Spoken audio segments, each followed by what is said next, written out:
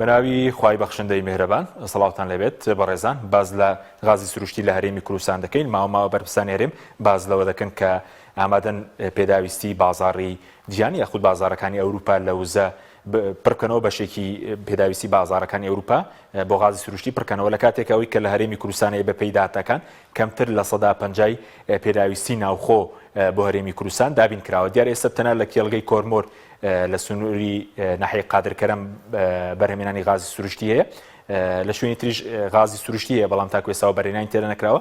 یەکێکی غازی سروشتی زیاتر لە 180 لە سنووری زۆنی سەوزە. بەڵام ئەگەر سەرەتا لە ئەو شوێنە دەست پێ بکەین کێڵگەی غازی کۆرمۆر دیارە تەنها ئێستا لە هەرێمی کوردستان تەنها لەو کێڵگەیەوە بەرهێنان هەیە. ئەم کێڵگەیە لە سەردەمی ڕژێمی بەعس دۆزراوەتەوە، هەشت بیری غازی لێ دراوە. دواتر لە دوای 2023 کەوتۆتە دەست لایەنە کوردیەکان، هەشت بیری تێدایە. لە کێڵگەی چەمچەماڵی هەیە، کێڵگەی غازی چەمچەماڵ لە پێشنەوە دوو لەلایەن ئینگلیزیەکانەوە دوو بیری تێدا دۆزراوەتەوە، بەڵام تەنها ئێستا ئەوە بەرهێنان لە کۆرمۆر هەیە. ئاستی بەرهەمێنانی ڕۆژانەی غازی کۆرمۆر 500 میلیۆن پێسێجایە غازی سروشتیە، 500 میلیۆن پێسێجا غازی سروشتی، 1058 تەن غازی شلی ماڵان LPG-ە، هەروە کۆندنسێت 14000 بەرمیلە. بەڵێ دیارە و کێڵگە لەنان کۆمپانیای داناغازی ئیماراتی بەڕۆرەی حکوومەت هێرم لە ساڵی 2008 گرێبەستی لەگەڵ کردووە سەبارەت بە ئەو غازەی کە لە کێڵگەی کۆرمۆر بەرهەمدەهێنرێ غازی سروشتی 500 میلیۆن پێسێجایە، نزیکەی 3000 مێگاوات کارەبایی لێ بەرهەمدەهێنرێت بۆ هەرێمی کوردستان لە غازی سروشتی بەرهەمدەهێنرێت.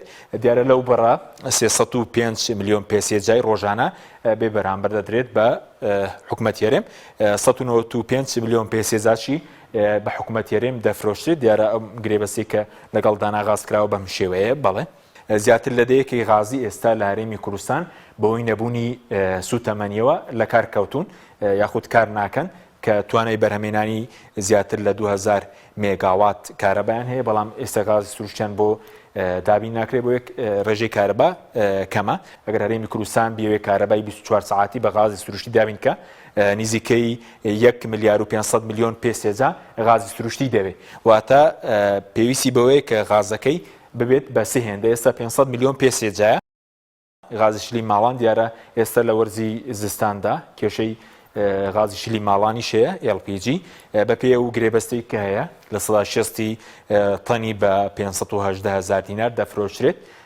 و بریکارەکانی غازدا بەشی دەکەن بەسەر هاوڵاتیاندا. لە 140 بە نرخی بازرگانی دەفرۆشرێت، تەنی بە زیاتر لە 940,000 دینارە. دیارە بەرزبوونەوەش بەخۆیەوە دەبینێت.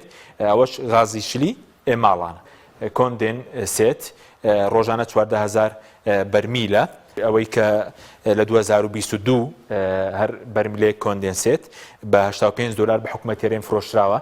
ئەو کۆندنسێتە تێکەڵی بۆری نەوت هێرێمی کوردستان دەکرێت بۆەوەی کە کوالیتەکەی بەرز بکرێتەوە. بەڵێ ئەو ئامارەکان بوو لەسەر غازی سروشتی هێرم کە کەمتر لە 150 پێداویستی ناوخۆی پڕکردەوە. لە کاتێکە بەرپرسانی هێرم باسی هەناردەکردنی غاز دەکەن بۆ دەرەوە، بەڵام تاکو ئێستا پێداویستی ناوخۆیان دابین نەکرد لە وڵاتێکی وەکو رووسیا کە غاز هەناردە دەکات لە 170 بۆ پێداویستی ناوخۆیە کە ئەوەی کە بەرهەمی دێنێت لە 130 دوایەوەی کە لە پێداویستی ناوخۆ زۆ زیاد بوو دەینێرێتە دەرەوە. وێڕایەوەی کە ئەو وڵاتی هەناردەی غاز دەکات دەبێت کێڵگەکانی هەمووی بەیەکەوە بەسترابێتەوە و توانای هەڵگرتنی غازەکەشی هەبێت کۆگۆی هەڵگرتنی غازەکە لە حاڵەتی دروستبوونی کێشەی تەکنیکی بۆ هەنار دەکرد. بەڵام ئەوی کارێمی کوردستان ئێستا لە 150 پێداویستی ناوخۆی پڕ نەکردێتەوە. بەخوای گەورەتان سپێرین، خواتان لەگەڵ.